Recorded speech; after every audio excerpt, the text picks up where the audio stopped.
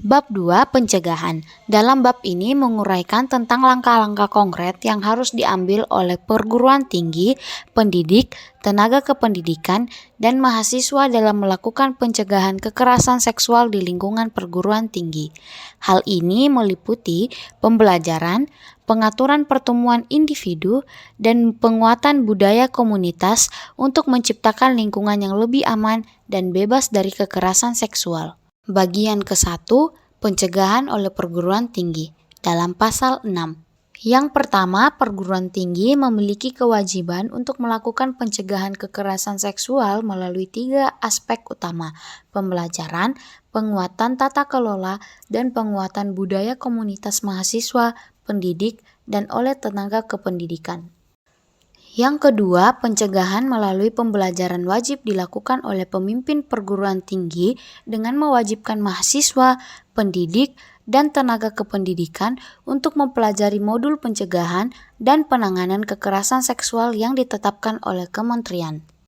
Yang ketiga, pencegahan melalui penguatan tata kelola mencakup berbagai langkah seperti merumuskan kebijakan, membentuk satuan tugas, menyusun pedoman, membatasi pertemuan individu di luar jam operasional kampus, menyediakan layanan pelaporan, pelatihan, sosialisasi, dan lainnya.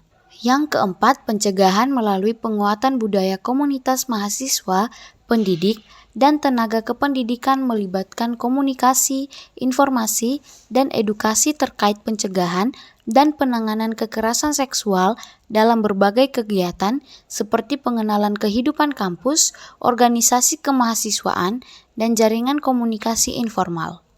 Bagian kedua, pencegahan oleh pendidik dan tenaga kependidikan, dalam pasal 7.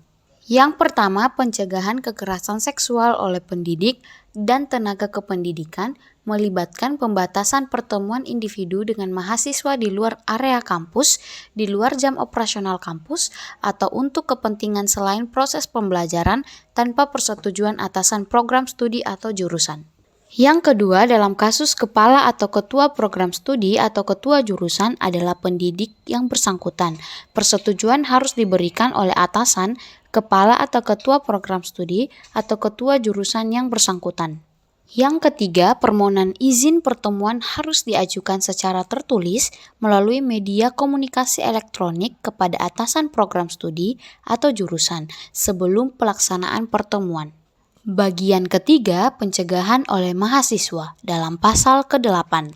Yang pertama, pencegahan kekerasan seksual oleh mahasiswa melibatkan pembatasan pertemuan individu dengan pendidik dan tenaga kependidikan di luar area kampus, di luar jam operasional kampus, atau untuk kepentingan selain proses pembelajaran tanpa persetujuan atasan program studi atau jurusan.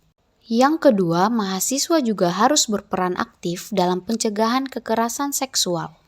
Yang ketiga, persetujuan untuk pertemuan harus diajukan secara tertulis atau melalui media komunikasi elektronik kepada atasan program studi atau jurusan sebelum pelaksanaan pertemuan.